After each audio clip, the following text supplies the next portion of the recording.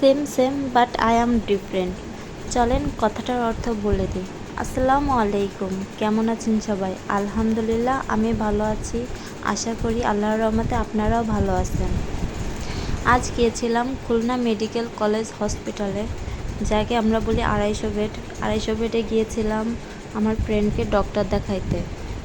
তো তার একটু সমস্যা ছিল, তার জন্য তাকে ডক্টরের কাছে নিয়ে যাই।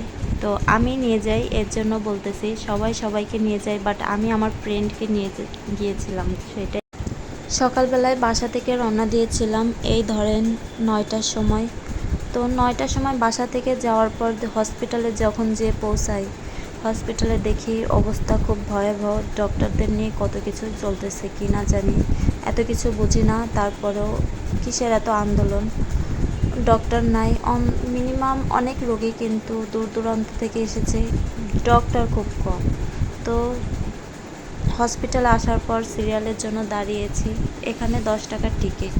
তো এই টিকিটটা নিয়ে টিকিটের উপর লেখা থাকবে আপনি কোন রুমে যাবেন, কোথায় যাবেন, তো সেই সমস্ত বৃত্তান্ত থাকবে। তো টিকিটটা নিয়ে আমরা জায়গা মতোই চলে যাই।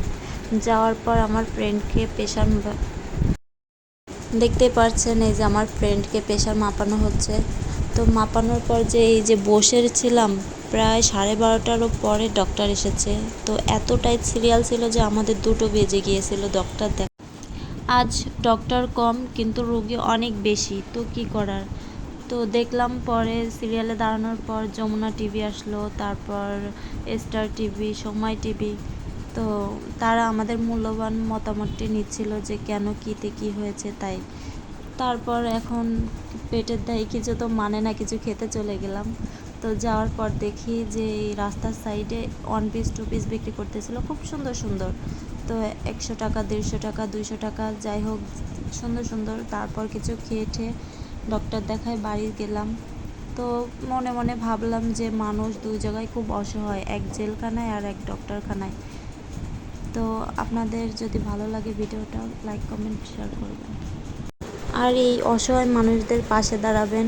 মানুষটা যে এতটাই অসহায়, হসপিটালে না গেলে আপনারা বুঝবেন না। তো ভিডিওটা এই পর্যন্ত। আসসালামু আলাইকুম।